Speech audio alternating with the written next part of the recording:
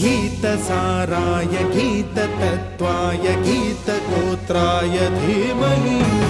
गूढगुल्फाय गन्धमत्ताय गोजयप्रदाय धीमहि गुणातीताय गुणाधीशाय गुणप्रविष्टाय धीमहि एकदन्ताय वक्रतुण्डाय गौरीतनयाय धीमहि गजेशानाय बालचन्द्राय श्रीगणेशाय